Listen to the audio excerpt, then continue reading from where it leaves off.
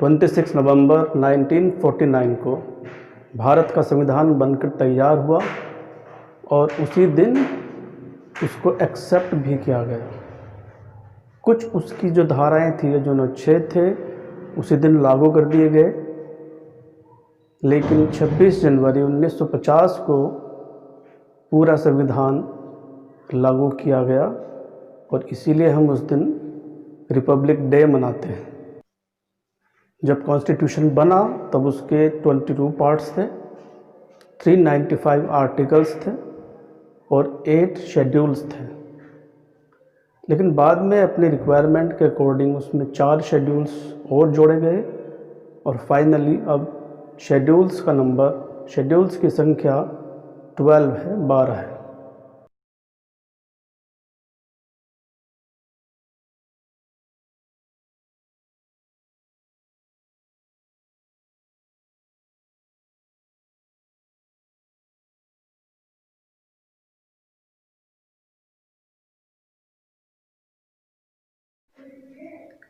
लेकिन इसके साथ ही एक और इम्पोर्टेंट क्वेश्चन ये है कि कॉन्स्टिट्यूशन की ज़रूरत क्या थी, इसकी शुरुआत कैसे हुई।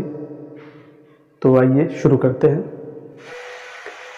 ईस्ट इंडिया कंपनी जो बनाई थी ब्रिटिशर्स ने, वहाँ के गवर्नमेंट ने 1600 में, वो पूरी दुनिया में घूम रहे थे बिजनेस अपना फैलाने के लिए, अपना व्यापार फैलाने के लिए, और इसी सिलसिले में वो पहुँचे इंडिया।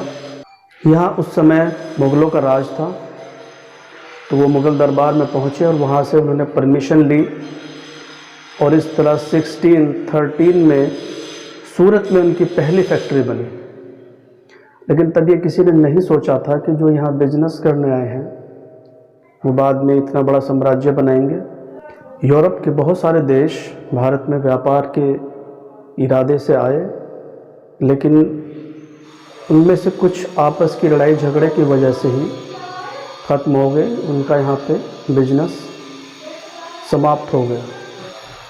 लेकिन ब्रिटिशर्स ने यहाँ पे सबसे ज़्यादा बिजनेस किया और यहाँ पे उसके बाद उन्होंने राज भी किया। ये कहानी शुरू होती है ब्रिटिशर्स से ही, क्योंकि जब जून 1757 में जो बैटल ऑफ प्लासी हुई, उस समय गवर्नर बंगाल का था रॉबर्ट क्लाइव, और इसमें उसने जीत हासिल की।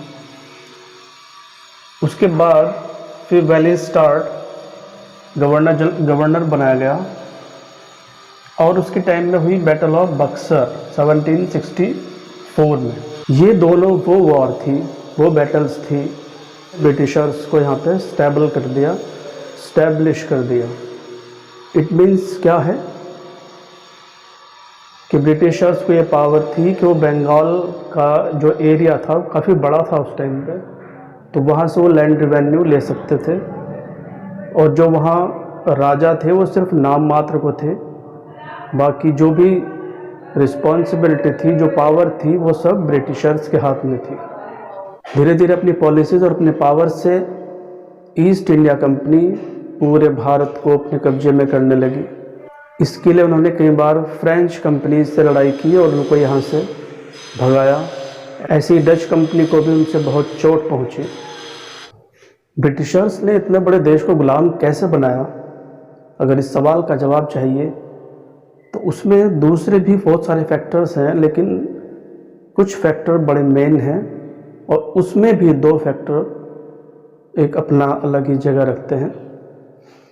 फर्स्ट है वेलेजली, जो लॉर्ड वेलेजली था, उसका एक प्रोजेक्ट था सब्सिडरी अलायंस, जिसमें वो करता ये था कि एक राजा को दूसरे से लड़वाना और फिर उसको बचाने के लिए एक्टिंग करना, उसके लिए अपना पैसा भी कमाता था।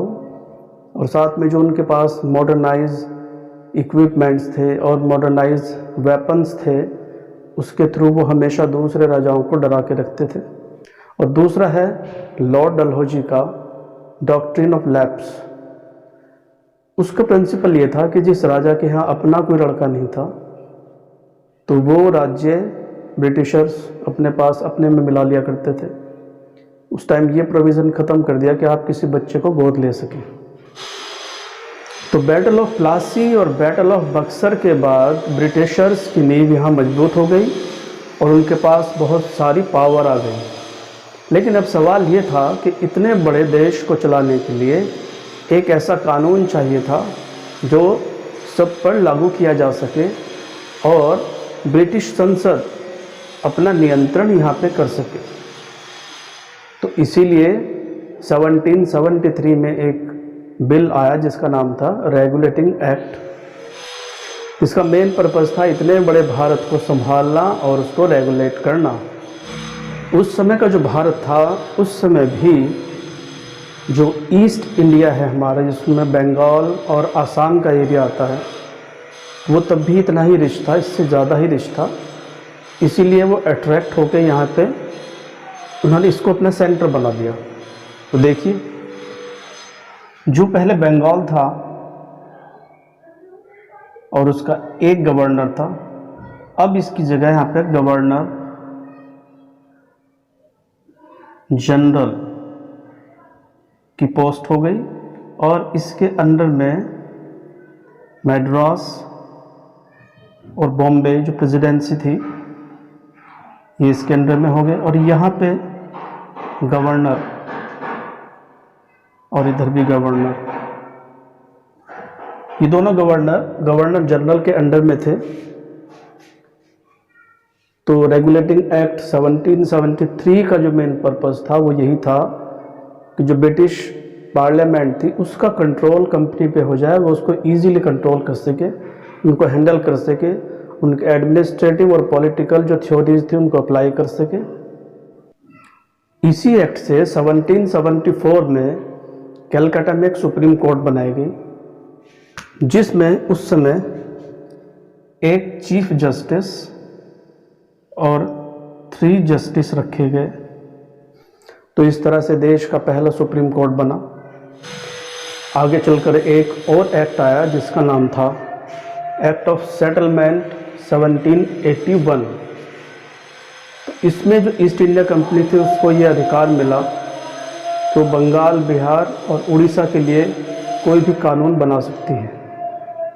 उसके बाद आया पिट्स इंडिया एक्ट जो कि बना था 1784 में। इसका काम ये था कि इसमें 2 डायरेक्टर्स बनाए गए, बोर्ड ऑफ डायरेक्टर्स।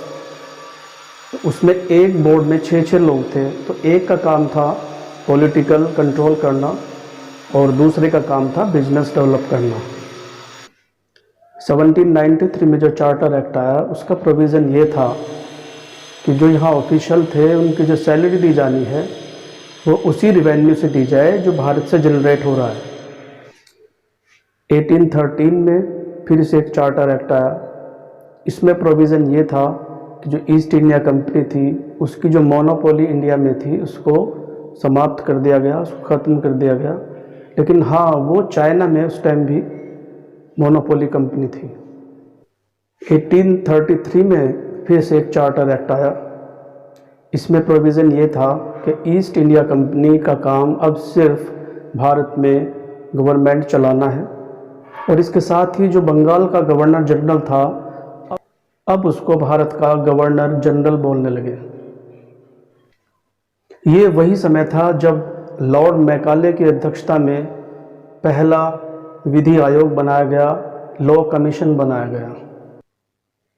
1853 का जो चार्टर एक्ट आया उसमें ये पॉलिसी डाली गई कि अब जो सिलेक्शन होगा पोस्ट्स के लिए वो कम्पिटिटिव एग्ज़ाम के थ्रू होगा, लेकिन इसके लिए ऐसे लोगों की ज़रूरत थी जो इंग्लिश बोल सकें। तो उसी समय लॉर्ड मैकाले ने एक पॉलिसी चलाई और उस पॉलिसी में ये था कि अब भारत में जो शिक्षा होगी उसका मीडियम इंग्लिश होगा, क्योंकि इंग्लिश मीडियम से जो लोग पढ़ के आएंगे वो ब्रिटिशर्स की बात को अच्छे से समझ सकते हैं, उनकी बात को अच्छे से दूसरे लोगों को समझा सकते हैं। तो आपने देखा शुरुआती दौर में किस तरह से कॉन्स्टिट्यूशन डेवलप हुआ है। धीरे धीरे बहुत सारे चार्टर्स, बहुत सारे एक्ट मिलके बाद में एक पूरा कॉन्स्टिट्यूशन बना।